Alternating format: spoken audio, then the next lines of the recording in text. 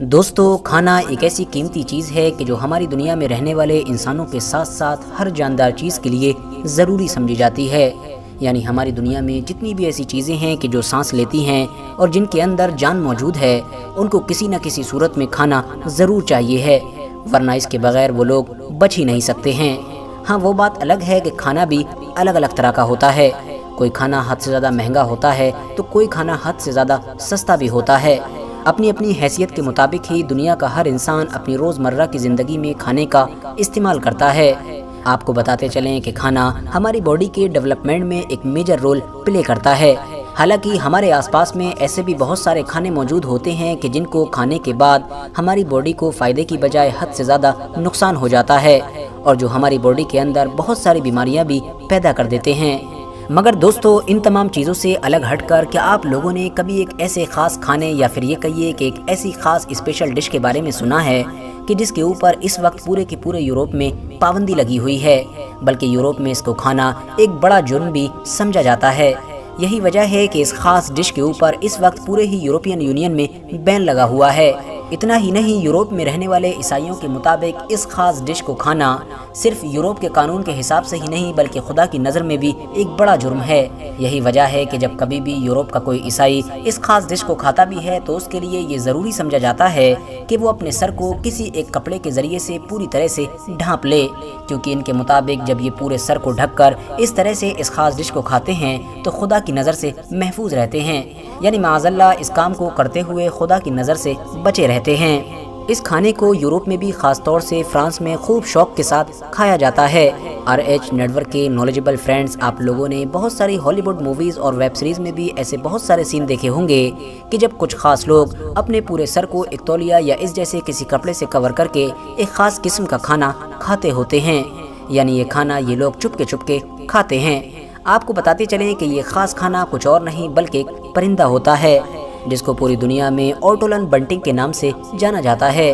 یہ پرندہ جسم کے اعتبار سے زیادہ بڑا نہیں ہوتا ہے، اس کی لمبائی صرف اور صرف 16 سینٹی میٹر جبکہ وزن 20 سے 25 گرام ہی ہوتا ہے۔ ویسے تو یہ خاص پرندہ حد سے زیادہ ٹھنڈے علاقوں میں رہنے کا ہی ہیبیچول ہوتا ہے۔ یہی وجہ ہے کہ یہ سارے کے سارے پرندے زیادہ تر اپنا وقت نارتھ یورپ کے علاقوں میں ہی گزارتے ہیں، مگر پتجھڑ کا موسم آتے ہی یہ سارے پرندے نارتھ یورپ کی طرف سے افریقہ کی طرف سیر کرتے ہیں، اور اس طرح سے ان کو پورے یورپ کو پار کرنا ہوتا ہے۔ بس اسی موقع پر ہی یورپ کے شکاری اپنے جال کے ذریعے سے ان پرندوں کو پکڑنا شروع کر دیتے ہیں۔ ورتھ نوٹسنگ بات یہ ہے کہ جتنے عجیب طریقے سے اس پرندے کو کھایا جاتا ہے اتنے ہی عجیب طریقے سے اس پرندے کو پکایا بھی جاتا ہے،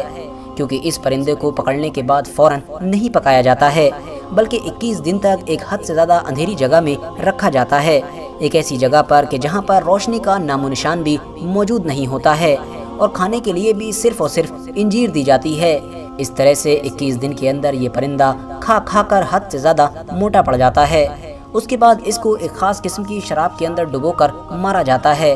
اور مارنے کے بعد بھی اس کو فوراً نہیں نکالا جاتا ہے بلکہ کچھ دیر تک اسی شراب میں ہی رکھا جاتا ہے۔ جب یہ پرندہ اچھی طرح سے اس شراب کے اندر بھیگ جاتا ہے تو پھر اس کو نکال کر 8 منٹ تک لگاتار تیل کے اندر فرائی کیا جاتا ہے، اور پھر اس کے فوراً بعد ٹیبل پر رکھ کر یہ کھانے کے لیے تیار ہو جاتا ہے۔ یعنی اس پرندے کو اس طرح سے کاٹ کر نہیں پکایا جاتا ہے کہ جس طرح سے چکن اور اس جیسی دوسری چیزیں پکائی جاتی ہیں، بلکہ اس کو تو بالکل اسی طرح سے ہی کھایا جاتا ہے کہ جس طرح سے وہ زندہ حالت میں بھی موجود ہوتا ہے، یعنی پوری باڈی کے ساتھ۔ یورپ میں ایک لمبے وقت سے یہ رواج بھی چلا رہا ہے کہ جو لوگ اس پرندے کو کھاتے ہیں وہ پہلے اس کے پیروں کی طرف سے کھانا شروع کرتے ہیں اور بعد میں اس کے سر کو کھایا جاتا ہے۔ جو لوگ اس کو کھاتے ہیں وہ اس کی ہڈیوں اور چوچ کو اپنے منہ میں ہی بچائے رکھتے ہیں اور بعد میں اس کو تھوک دیا جاتا ہے۔ آپ کو بتاتے چلیں کہ اس خاص ڈش کی گنتی دنیا کے سب سے مہنگے کھانوں کے ساتھ بھی کی جاتی ہے، ایک ایسی ڈش کہ جو یورپین یونین میں تو بین ہے ہی، ساتھ ہی ساتھ عیسائی دھرم کے مطابق بھی